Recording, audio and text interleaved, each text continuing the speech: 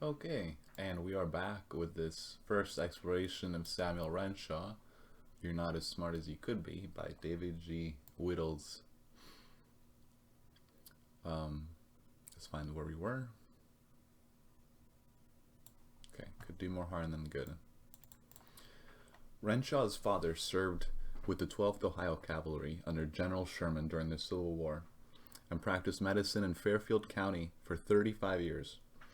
Renshaw was in his junior year of a medical course when his father died. To support himself, he took a job as a laboratory assistant in a course in experimental psychology. He has never even thought of going back to medicine since. Under the tutelage of Professor Albert P. Weiss, he became excited by the mystery of how we see and the problem of how to make fuller use of the gift of sight. He worked at the problem for years without being noticed except by other scientists and by some optometrists who were dissatisfied with the results they were getting from old methods. Then suddenly, World War II gave new impetus and meaning to his research. Within a month after Pearl Harbor, two naval officers came to him for advice on setting up aircraft recognition courses in pre-flight schools. One was Lieutenant Howard Hamilton, who, as Secretary of Ohio State University, had known of Renshaw's work. The other was Hamilton's brother, Lieutenant Commander Thomas Hamilton, coach of the Navy football team and now a captain and director of athletics at Annapolis. They told Renshaw that the British had developed a system which consisted of dividing planes into four parts and trying to drill into the heads of the men the differences between those parts in various aircraft. Within a month after the idea of trying to recognize anything by breaking it into parts outraged everything Renshaw knew about how the eye and mind operate in the miracle called seeing. He prescribed a program which began exactly like the reading skill course, with numbers flashed on a screen by a tachistoscope. Then he added slides showing silhouettes of planes. He boldly predicted that when the flight cadets could recognize those magic lantern pictures at 1/100th of a second, they would be able to do the same thing in combat. Furthermore, he declared, in the same instant they would be able to count the planes and tell how many of each kind there were.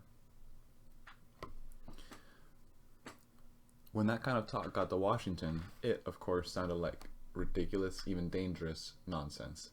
A Navy brass hat came to Columbus to give Renshaw his comeuppance. Renshaw put on a demonstration with students.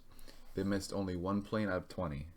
When the brass hat himself tried to match the performance of those Renshaw-trained youngsters, he not only could not spot a single plane at 1/100th of a second, but on most tries saw only sudden, meaningless flashes. At least partly convinced, he recommended that a Navy training school be set up at Ohio State. This worked out so well that within a few months, a Navy command post was created there, with Renshaw as civilian advisor. Eventually, 4,000 instructors were trained there in the Renshaw recognition system, and they in turn trained 285,000 pre-flight cadets throughout the country. Wow.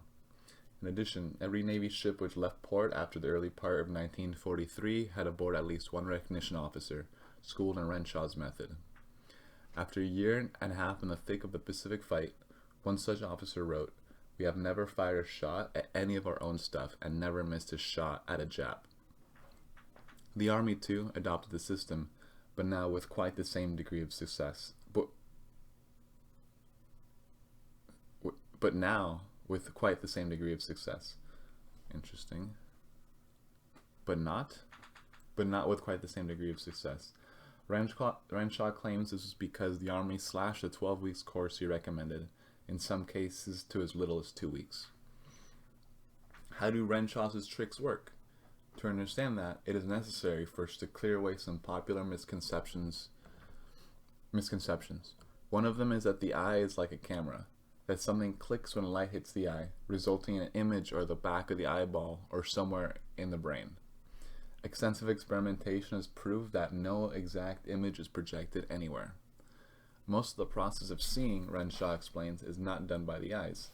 His theory is that the eyes act as hands, which reach out there and grab meaningless things and bring them inside to the brain. The brain then turns the things over to memory and demands, "Hey, what the heck is this? Just where out there is it and how big is it?" Not until the brain gets an answer and interprets it in terms of comparative action do we really see anything. This retranslation of his theories will probably cause the precise-minded Renshaw to clutch his thinning hair. However, to carry through with it, the answers in terms of comparative action are somewhat like this. That's an automobile. Duck, quick, it's coming right at you. That's the word multitudinous, which means a whole lot of things across the room, is your wife.